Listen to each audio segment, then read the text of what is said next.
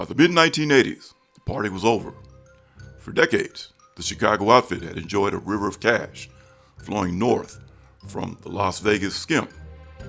Millions of dollars, untaxed and untraceable, siphoned from the count rooms of the Stardust, the Fremont, and the Hacienda, and hand-delivered to the bosses in the Midwest. It was the perfect crime, until it wasn't. The old bosses, Joey Aiuppa and Jackie Cerrone, were in prison. The Chicago outfit was forced to retreat, adapt, evolve. The order came down from the new administration led by Joseph Ferriola. Tax everyone. No more independent operators. No more freelance bookies. If you were running a card game, a sports book, or a video poker machine, you were now a partner of the Chicago outfit. You paid the street tax, 50% of your take, or you paid with your life. This massive corporate restructuring required a new kind of criminal executive.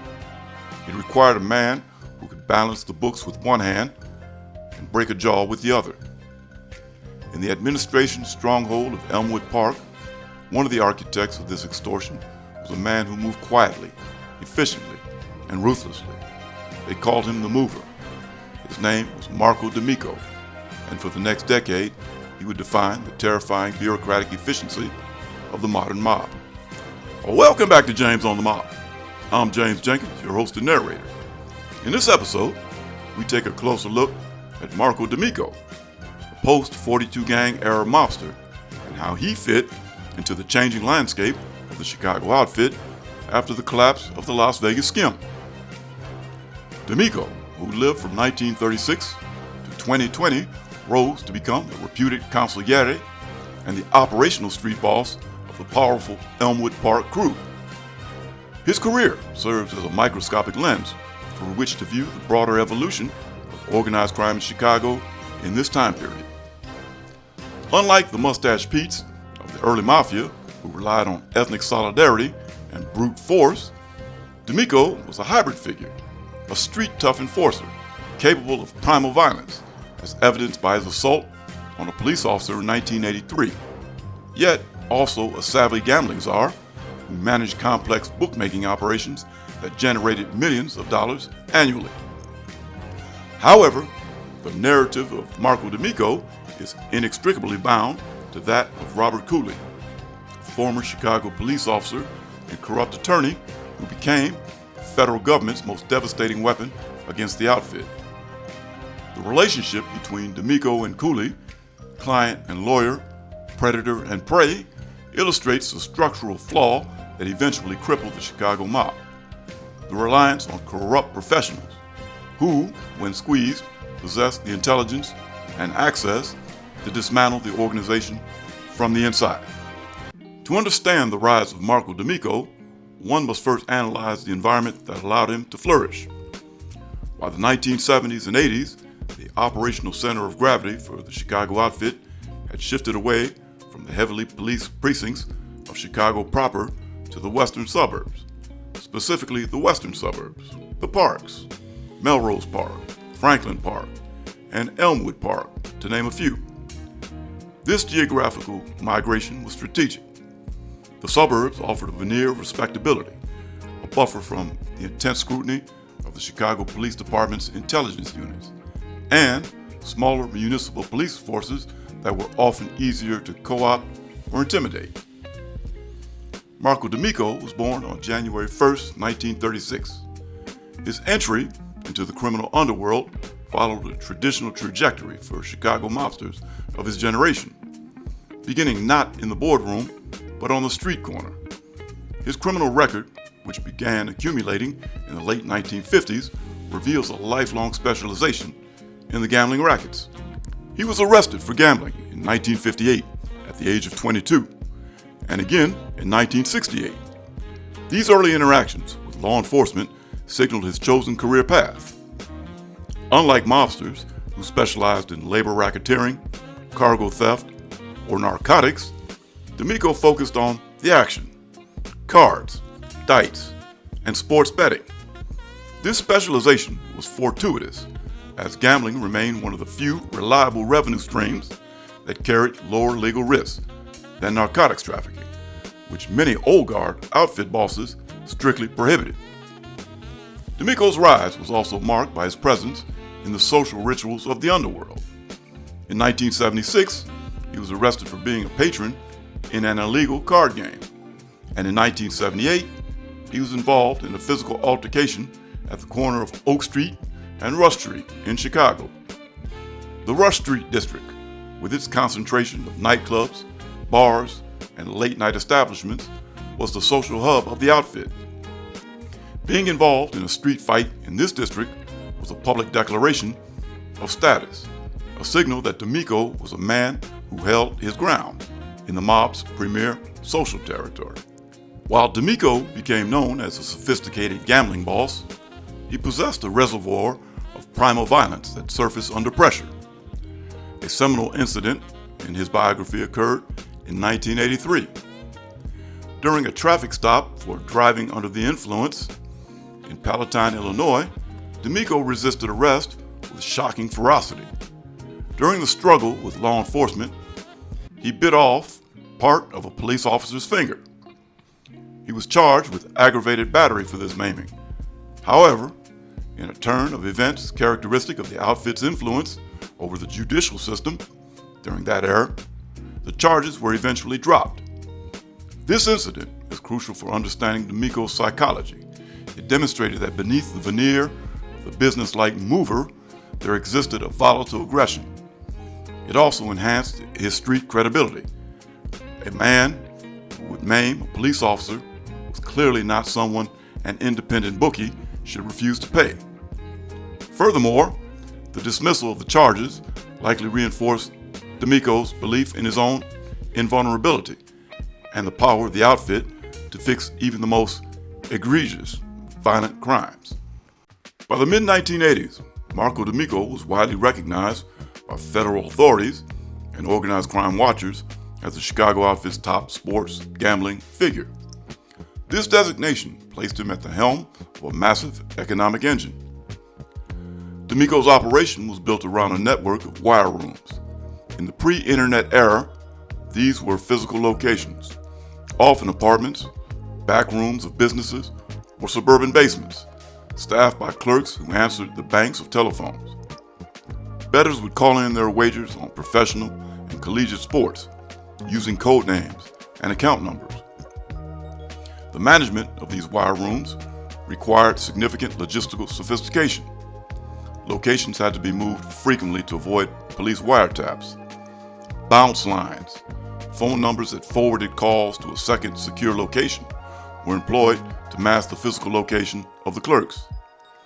D'Amico oversaw this complex infrastructure, ensuring that the handle, the total amount bet, was balanced and that the layoff, bets placed by the house with other bookmakers to balance the risk, was managed correctly to prevent catastrophic losses.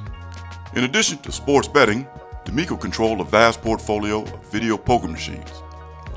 These devices were placed in bars, taverns, truck stops, and social clubs throughout the western suburbs and Chicago. While labeled for amusement only to comply with state laws, the machines were rigged to function as gambling devices. Players who accumulated points were paid out in cash by the bartender or the location owner, who then split the profits with D'Amico's crew. This racket was particularly lucrative because it required low overhead and provided passive income. D'Amico's enforcers ensured that bar owners used only outfit machines, or machines from vendors paying the street tax, and that no competitor dared to place a device in their territory. The gambling operation fed directly into the loan sharking or juice racket. Bettors who lost heavily and could not pay their tab were directed to D'Amico's moneylenders. These loans carried exorbitant interest rates, often 5 to 10% per week. This created a closed-loop economic system. The outfit profited when the bet was placed, they profited when the bet was lost, and they profited again when the loser borrowed money to pay the debt. D'Amico sat at the apex of this cycle, managing the flow of credit and authorizing the use of violence against debtors who defaulted. But there was always that guy, who needed a little bit more convincing, or needed to be made an example of. Enter Hal C. Smith. In the ecosystem of Chicago gambling, Hal C. Smith was an outlier. While the stereotype of the bookie involved smoky back rooms and predatory loan sharking, Smith operated with the demeanor of a corporate executive. He was known as a gentleman bookmaker, a man who had prided himself on the integrity of his operation. Operating primarily out of the northern suburbs, Smith built a sophisticated betting ring that utilized a network of phone clerks and runners to handle a weekly handle that rivaled the state lottery. He paid his winners promptly, extended credit based on character rather than threat of violence, and viewed his enterprise as a service industry rather than a racket. Smith's success was built on a foundation of independence. He was not made, nor was he an associate in the traditional sense. He was a freelancer who had carved out a massive market share through competence and customer service. However, in the eyes of the outfit, success without tribute was a capital offense. The street tax, a mandatory levy of 50% of the profits imposed on all independent criminal operators, was the cornerstone of the outfit's revenue model in the 1980s. To MarcoDAmico and the Elmwood Park administration, Hal Smith was not a businessman, he was a poacher operating in their private preserve. The tension between Smith and the outfit began in the early 1980s. The Cicero crew, led by Ernest Rocky Infelice and his second-in-command, Salvador Sally D. De Laurentiis, who worked closely with D'Amico and the Elmwood Park crew, demanded that all independent bookmakers pay a street tax of 50% of their profits. While many independents capitulated, Smith resisted. He initially agreed to pay $3,000 a month to De Laurentiis, but balked when the demand was raised to $6,000. The situation reached a breaking point during a meeting at a restaurant in Arlington Heights in early 1984. During a heated argument, Smith insulted De Laurentiis, reportedly telling him, and I quote, "Go fuck yourself, you little guinea." De Laurentiis, humiliated and enraged, delivered a chilling prophecy.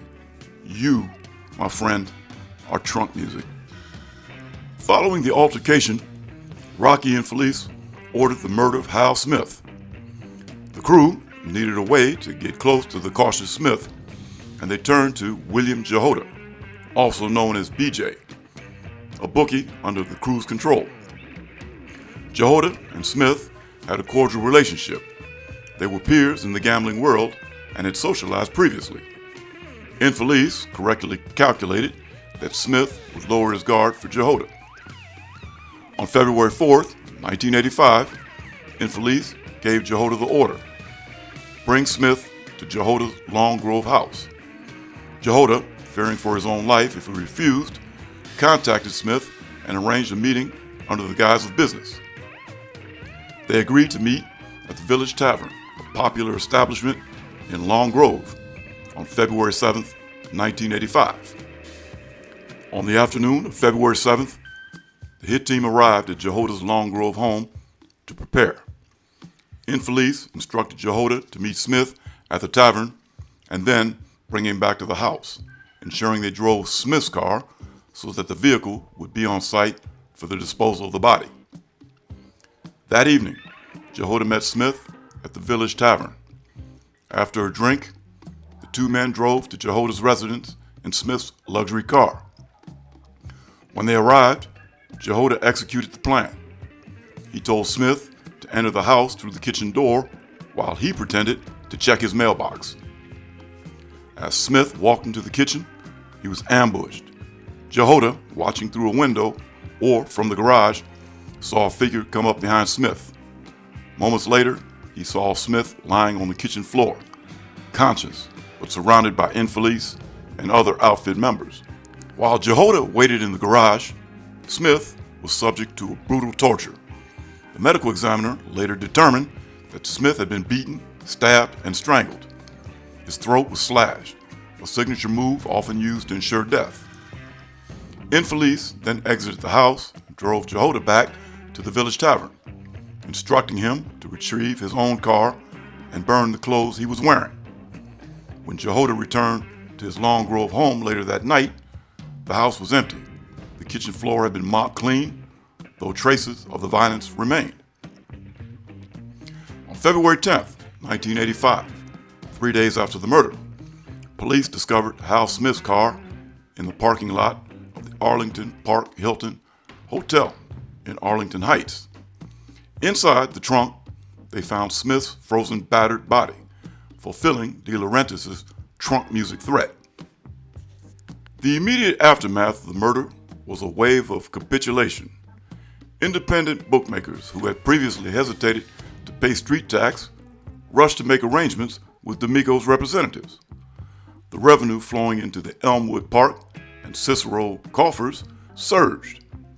In the grim calculus of organized crime, the murder of Hal Smith was a highly profitable business restructuring. However, it also left a forensic trail that would eventually lead the FBI to the heart of the organization. In a bizarre follow-up, Infelice called Jehoda and ordered him to search his house for a cigar and a pair of glasses that a member of the hit team, Louis Tomatoes Marino, believed he had left behind during the struggle. Jehoda could not find them. The police, however, did find a cigar and glasses in Smith's car, linking the crime scene to the perpetrators. The murder of Hal Smith haunted the Cicero crew for 5 years. In 1989, B.J. Jehoda, fearing he was next on the hit list, began cooperating with the federal government.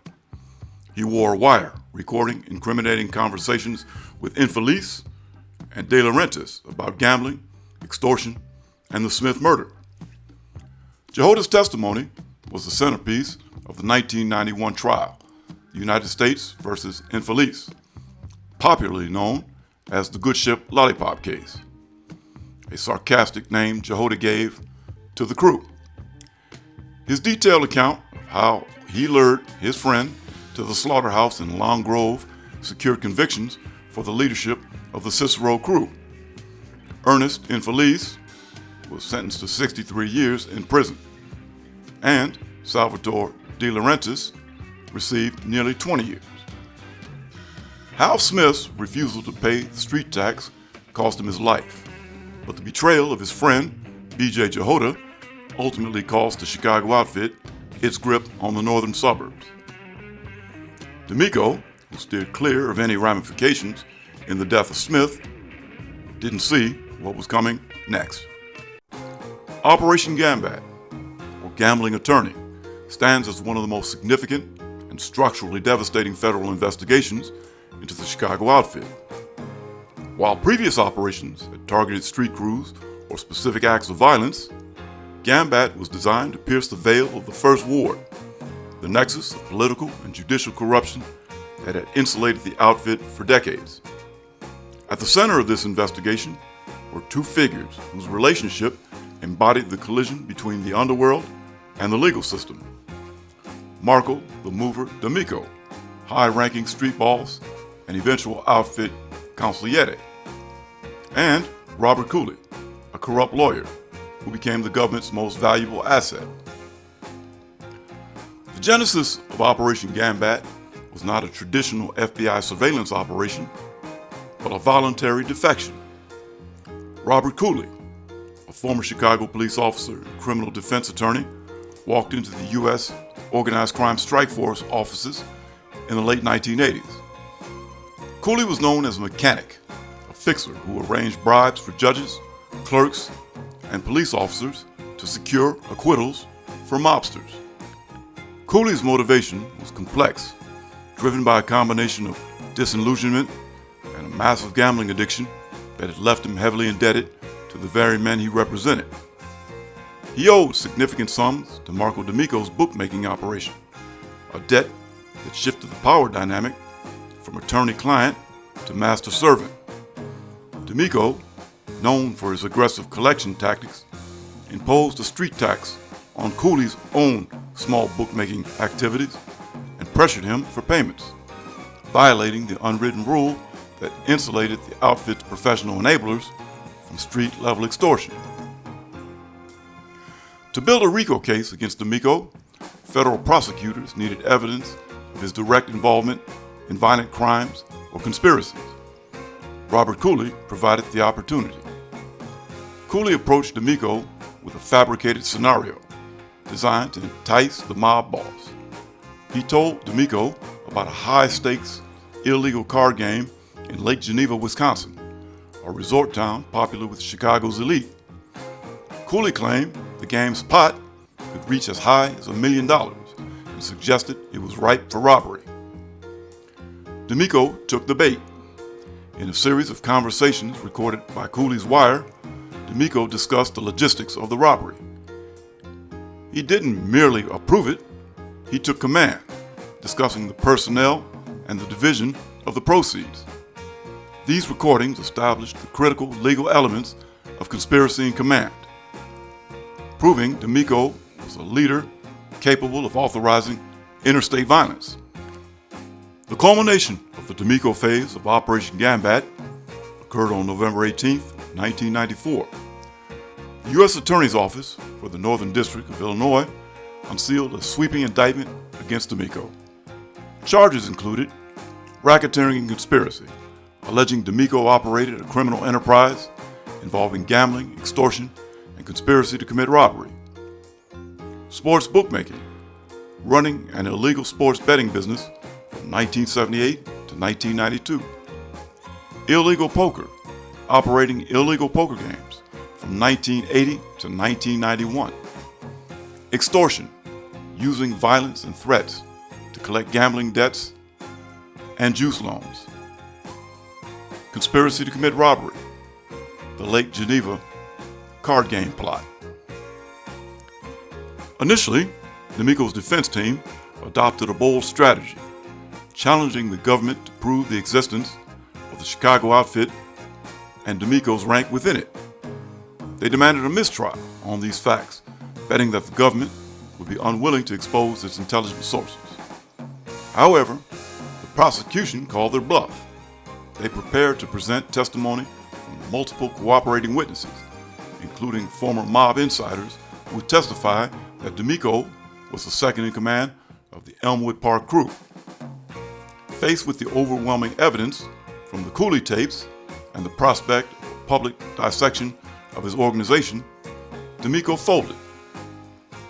On May 1, 1995, MarcoDAmico pleaded guilty, and in a rare and damaging move for a high-ranking mobster, he signed a formal stipulation admitting to his leadership role in the Elmwood Park street crew and acknowledging his connection to the Chicago outfit. This judicial admission essentially confirmed the existence of the mob as a legal fact for future prosecutions. On October 3, 1995, U.S. District Judge Blanche M. Manning sentenced MarcoDAmico to 12 years and 3 months in federal prison. While he avoided the life sentences handed down to other outfit figures in the family secrets trial years later, the conviction effectively removed him from the street for a decade. His imprisonment created a power vacuum in the Elmwood Park leadership, though D'Amico resumed a high-ranking role upon his release in 2006, eventually being identified as the outfit consigliere before his death in 2020. Operation GAMBAT remains a landmark case, not only for the convictions it secured, but for exposing the vulnerability of the outfit when its professional enablers turned against it. So goes the story of Marco the Mover D'Amico. The life of MarcoDAmico stands as a testament to the changing nature of American organized crime. He began his career in an era where a street fight at Rush and Oak Street was a badge of honor, and ended it in an era where federal wiretaps and RICO statutes made such public displays of power suicidal. D'Amico was the quintessential earner, a man who professionalized the extortion of gambling and generated vast wealth for the outfit. However, his legacy is forever tainted by his disastrous miscalculation regarding Robert Cooley. D'Amico failed to recognize that the corruption he relied upon was a double-edged sword. By attempting to extort the very lawyer who shielded him, he catalyzed a betrayal that would eventually send him to prison and force him to legally acknowledge the existence of the criminal fraternity he had sworn to protect. In the end, D'Amico's guilty plea and the dismantling of the Elmwood Park crew marked the end of the outfit's golden age of suburban impunity, leaving behind a fractured organization that, like D'Amico himself in his final years, was merely a shadow of its former terrifying power. And in the comments below, let me know your thoughts on Marco the Mover. I'm James Jenkins. If you've enjoyed this episode on MarcoDAmico, come on y'all, hit that like button, subscribe to the channel, share, and be on the lookout for the next James on the Mob. And remember, life is short, so don't whack it off. See yous.